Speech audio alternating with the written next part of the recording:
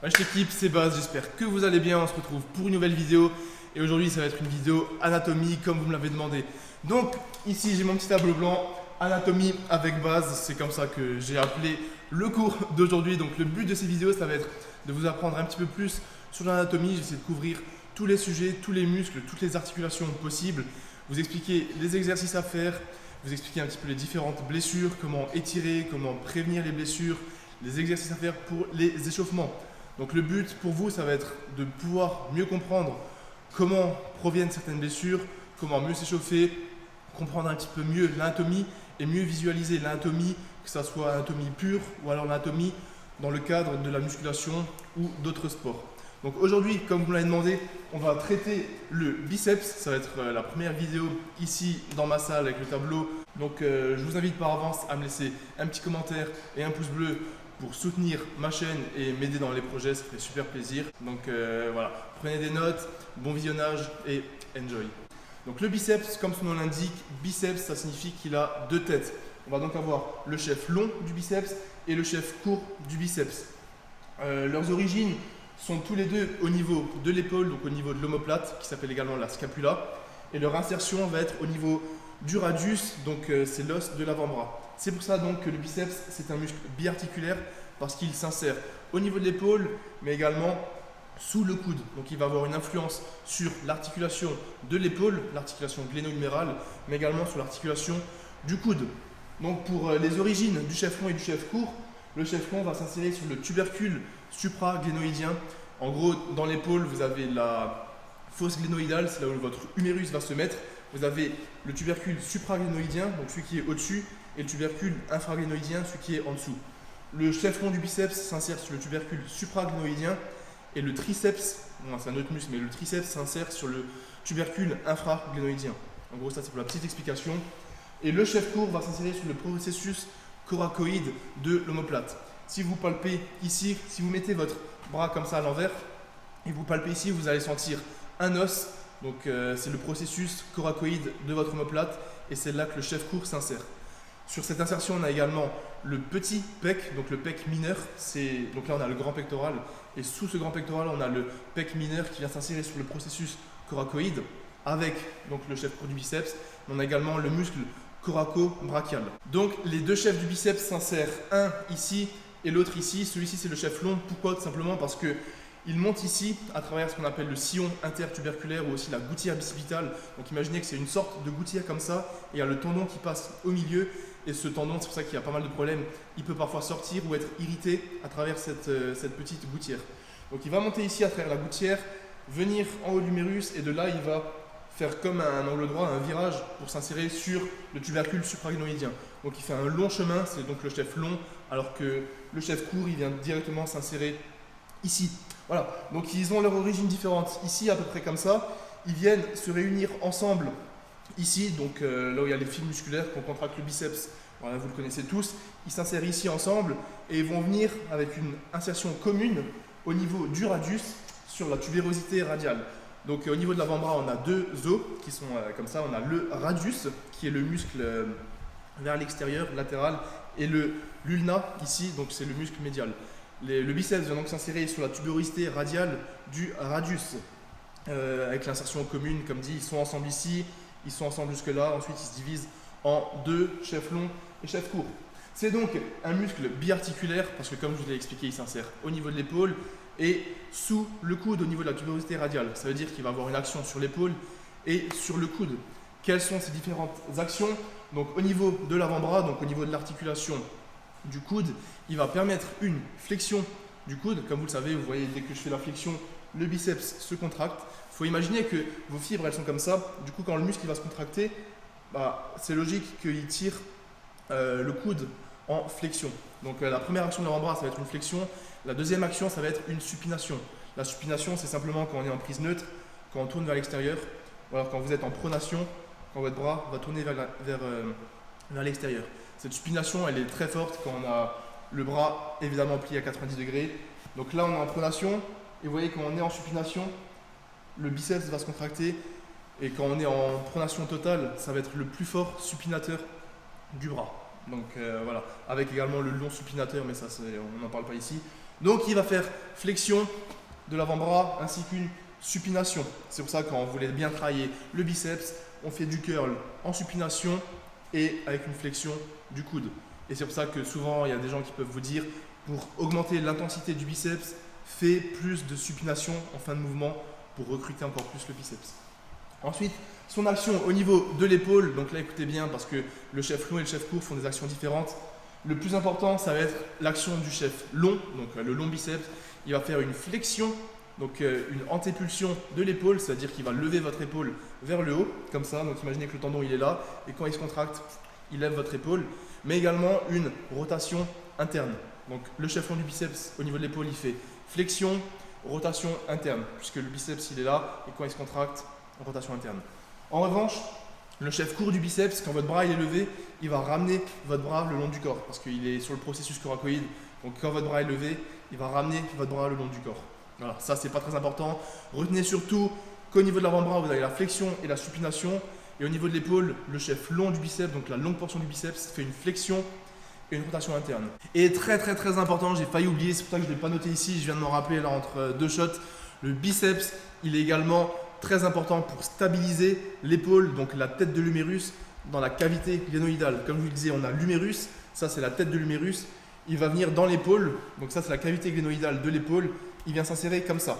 Pour maintenir cette tête de l'humérus correctement dans la cavité glénoïdale, on va avoir le complexe de la coiffe des rotateurs qui stabilise la tête de l'humérus dedans, mais également le biceps, donc notamment la longue portion du biceps qui va avoir un rôle très important pour stabiliser et maintenir la tête de l'humérus dans la cavité glénoïdale pour éviter tout ce qui est luxation et hyperlaxité. Voilà, très important ça. Le biceps, sinon, il est innervé parce que chaque muscle a des nerfs différents, ça vous devez le savoir. Les nerfs qui viennent de la colonne vertébrale. Il est innervé par le nerf musculo-cutané C5, C6.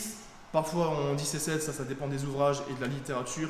En gros, C5, C6, ça va simplement être la hauteur de vos vertèbres. Donc C5, C6, c'est le plexus brachial.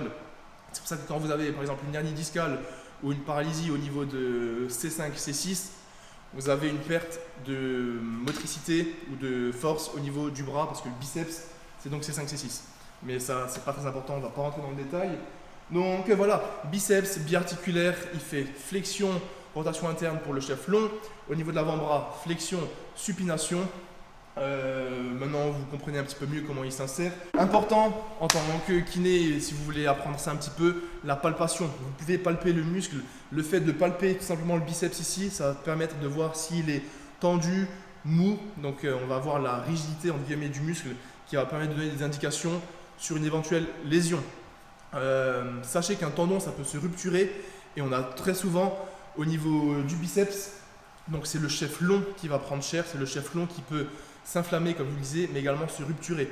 Quand on a une rupture du chef long du biceps, on va avoir ce qu'on appelle un bras comme Popeye, c'est-à-dire que le tendon comme il est rupturé ici, le muscle va descendre vers le bas et on va avoir, donc le biceps va être gros que sur la partie distale. Donc ici vous aurez quasiment rien et ici vous aurez comme une boule tout simplement parce qu'il n'est plus attaché là-haut. Là, il faudra faire probablement des opérations, mais ce n'est pas le sujet de cette vidéo. Sachez juste que le tendon peut se rupturer distalement, enfin proximalement au niveau du chef long, et vous aurez ici genre comme une boule. C'est pour ça que vous avez déjà vu des gens quand ils contractent, ils ont une espèce de petite boule bizarre. C'est qu'ils ont sûrement eu par le passé ou actuellement une rupture du tendon du biceps, donc chef long du biceps. Au niveau de la palpation, donc on a simplement la palpation du muscle. Ici, sur l'insertion, on peut le palper, mais ça n'a pas trop de sens, sauf pour des massages quand vous avez des tendinites. Si vous faites beaucoup de traction, par exemple, vous allez voir que le lendemain, vous allez avoir mal ici. Donc, c'est pas mauvais de le masser, bien au contraire, on va augmenter la circulation du sang. Donc, voilà, vous pouvez choper l'insertion du biceps et masser comme il le faut. Ensuite, on va monter là le long du biceps. Pour le processus coracoïde, comme je vous le disais, c'est l'os que vous avez ici. Vous pouvez le sentir bien, mais il n'y a pas forcément de raison de le palper ou de le masser parce que le chef court du biceps, il est rarement atteint en général. Ce qui est plus souvent atteint, c'est le chef long du biceps. Normalement, quand vous palpez ici, vous le sentez, genre, je vais lever ça. Ici, au niveau de l'avant de l'épaule, vous allez sentir comme une espèce de petite spaghetti comme ça. Donc là, c'est le tendon. Et pour voir si c'est bien le tendon, vous gardez la palpation dessus et vous allez tourner votre bras en l'emmenant vers l'arrière comme ça. Et vous allez sentir sous votre doigt le tendon qui passe comme ça. Et c'est le chef long du biceps. Et une fois que vous êtes dessus et que vous avez une inflammation ou une tendinite, vous allez pouvoir le masser pour augmenter l'inflammation et donc créer une réaction qui va régénérer en gros le tendon, augmenter la circulation sanguine, etc., etc. Donc voilà, vous palpez, vous essayez de sentir les tendons qui bougent et c'est que vous êtes sur le tendon du long biceps. Ensuite, pour voir si vous avez un problème au niveau du biceps, donc là je vais vous expliquer un ou deux tests rapidement. Si vous avez une rupture, une perte de force, une faiblesse, peu importe, les tests à faire. Donc le premier test, ça va être, vous mettez votre bras devant, simplement comme ça, et vous allez demander à quelqu'un de vous appuyer. Important, il faut être en supination, parce que le muscle biceps fait une supination et une flexion du bras, comme je vous le disais. Donc une fois que vous êtes dans cette position, on va vous appuyer comme ça s'appelle le speed test. Vous allez essayer de résister. Si vous n'avez pas de douleur, RAS c'est négatif, mais le test est positif quand vous sentez une douleur ici. C'est simplement que le chef long du biceps est probablement inflammé, voire pire. Mais si vous avez mal là, c'est qu'il y a un problème au niveau ici. Un autre test, ça va être tout simplement de vous mettre en flexion comme ça, en supination, prise neutre, et vous allez faire une rotation interne. Si vous sentez également une douleur ici, c'est probablement qu'il y a une inflammation au niveau du chef long, parce qu'il fait une rotation interne. Et ensuite, vous pouvez également faire des tests en supination. Si vous avez mal au niveau des supinations, c'est qu'il y a probablement une inflammation, probablement une tendinite, ou une rupture, une mini-déchirure. Peu importe, ça, il faut aller voir un spécialiste de toute manière. C'est juste pour que vous voyez un petit peu les tests à faire. Donc speed test, des rotations internes, des supinations, des flexions, mais également des supinations. En gros, souvent, pour tester un muscle, il faut faire la fonction du muscle avec une résistance pour voir s'il y a une douleur, si ça crée des symptômes. Et alors, les tests seront le plus souvent positifs. Voilà, pour l'anatomie, la palpation, ainsi que les tests. Je pense que j'ai à peu près tout dit.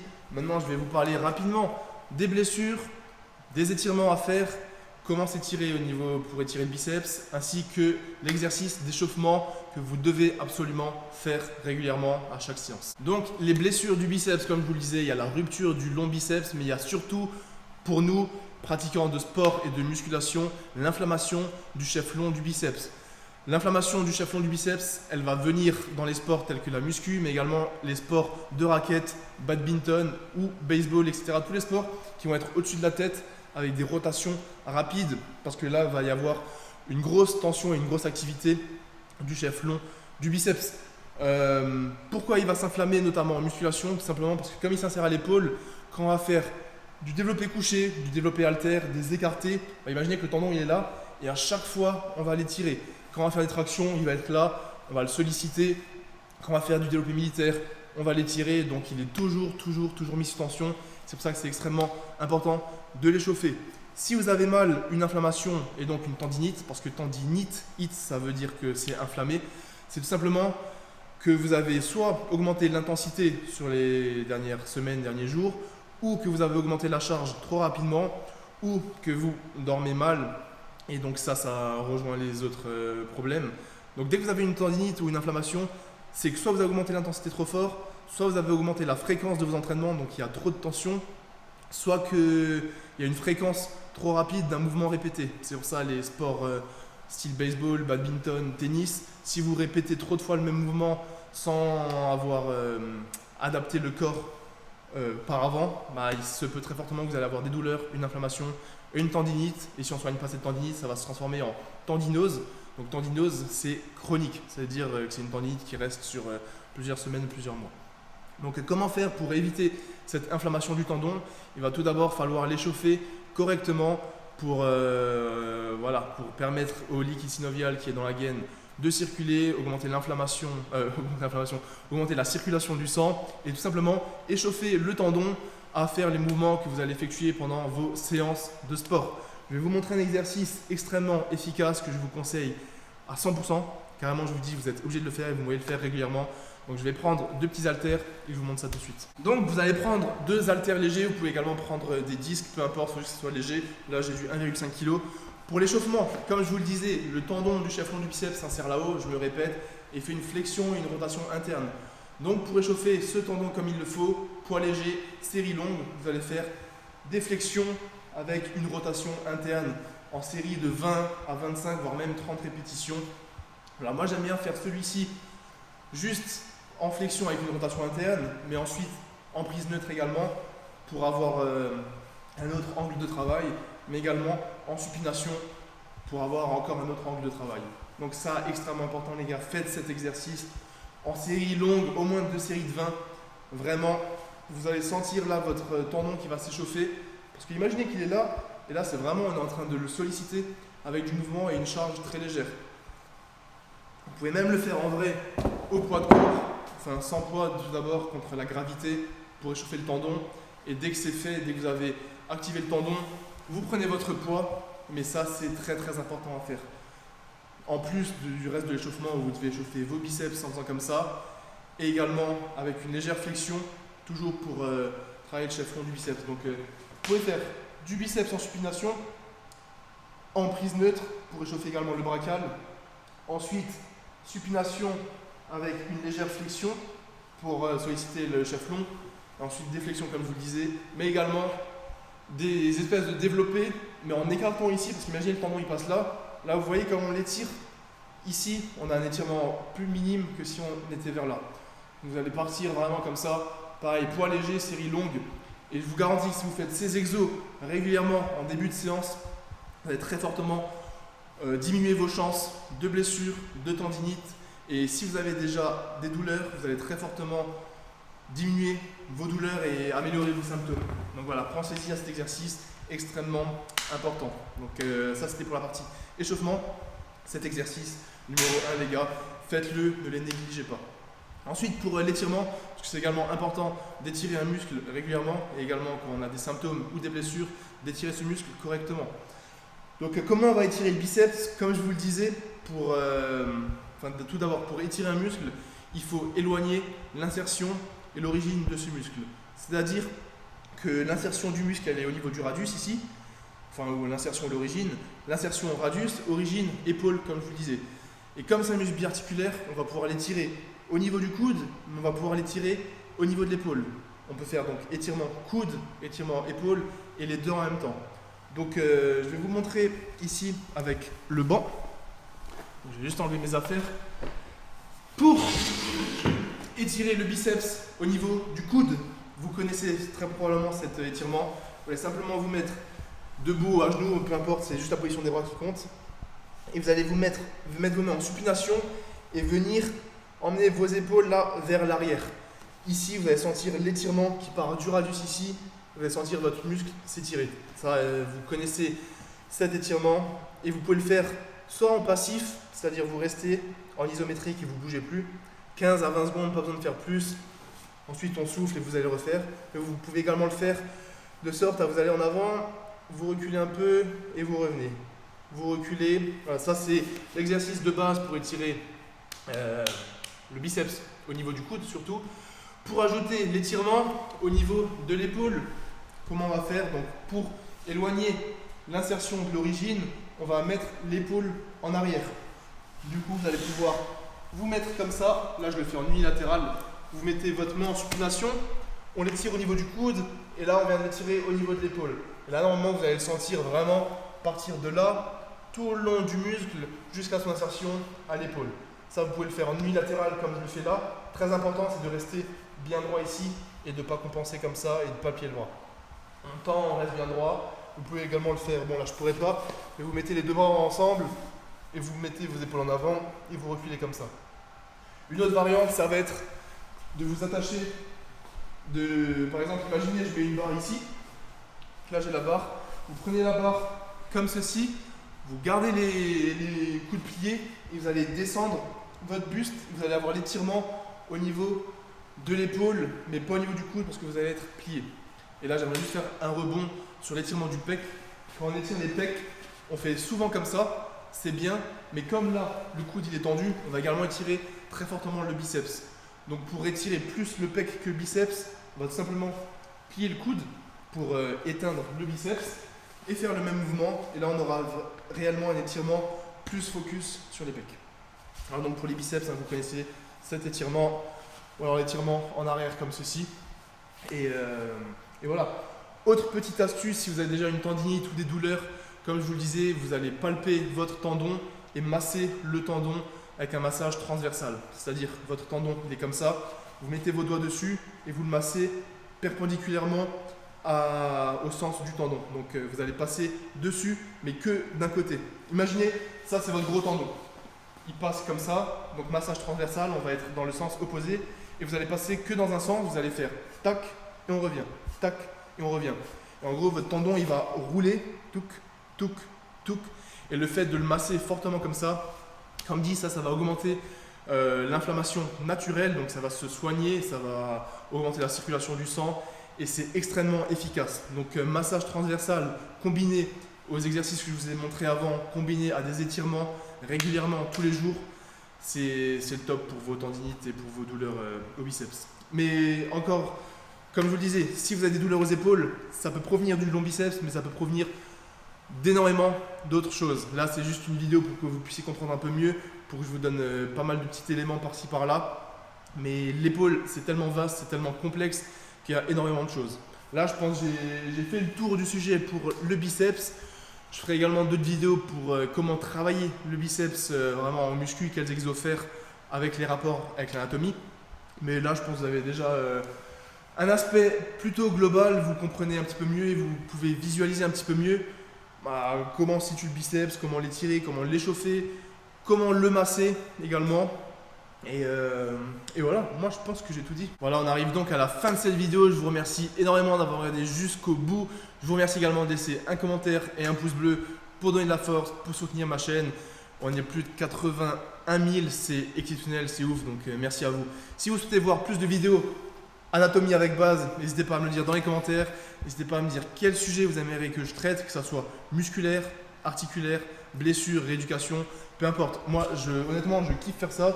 En plus, ça me permet de, moi, revoir mes connaissances, donc c'est vraiment top. Donc n'hésitez pas à me dire dans les commentaires ce que vous aimeriez voir. Je compte dans les semaines qui viennent, mois à venir, essayer de traiter tous les sujets que je peux. Comme ça, vous avez votre bagage de connaissances, vous pouvez prendre des notes, vous pouvez apprendre un petit peu mieux sur YouTube, parce que je sais que pour certaines personnes, je suis peut-être un petit peu plus passionnant qu'un prof, si vous êtes à la fac ou autre. Donc voilà, n'hésitez pas à me dire dans les commentaires ce que vous aimeriez voir et je ferai de mon mieux pour vous expliquer ça comme je le peux.